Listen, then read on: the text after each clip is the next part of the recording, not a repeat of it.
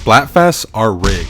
Okay, not actually, but hear me out. Splatoon 3 has had some awful Splatfests. From Alien, Nessie, and who was the last one again?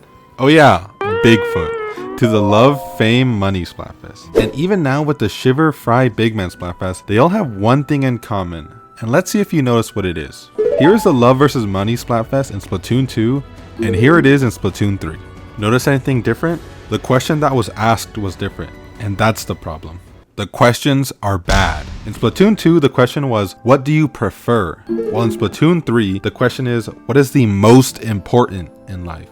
The problem with this question is that it seeks more of an objective leaning answer. Meanwhile, in Splatoon 2, it simply asks you what you, the player, prefer to have, which is 100% a subjective question. In Splatoon 2, Love won because I'd assume more people would prefer meaningful relationships over money. But in Splatoon 3, Money won because it is an undeniable fact that money is more important in life than love and fame. Every human has used a form of currency or bartering, and it is essential for modern day human survival. Meanwhile, not every human has experienced or cherished love. Therefore, realistically, if everybody followed the prompt, then objectively, money should have won in a landslide victory. This problem was also in the Aliens vs Nessie Splatfest, because the question was who is the most likely to be real, which would be aliens, because Nessie and Bigfoot are confirmed to be fake, while aliens are yet to be confirmed real or fake. Finally, this extends to the latest Splatfest, which is Shiver, Fry, and Big Man, in who would be the best leader. My problem with this Splatfest has something to do with a common topic in literature, in regards to what the author chooses to say and what they choose to leave out. What do I mean by this? Well, I'm trying to say that the author, or the devs in this case, want us to feel a certain way already before asking us this question, which would skew our answers. Here are some examples. As Shiver mentioned, the devs made her start and end the Splatcast, and she sits behind the podium, which makes her seem more formal than the rest. She's also the one to read Grizzco's letters after Big Run and announces every single Splatfest.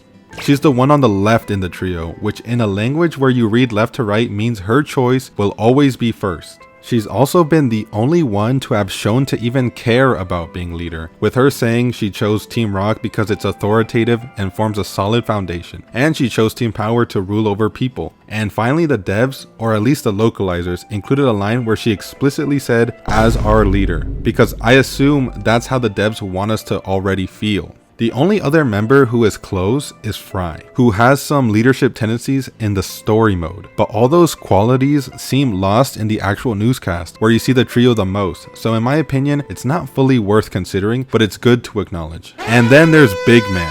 Big Man will probably lose unless popularity carries him, which goes against the Splatfest question. But Big Man has almost always been treated as the one who's just there. And they sorta acknowledge this by both Shiver and Fry saying that almost nobody sees him as the leader. So what am I trying to say with this?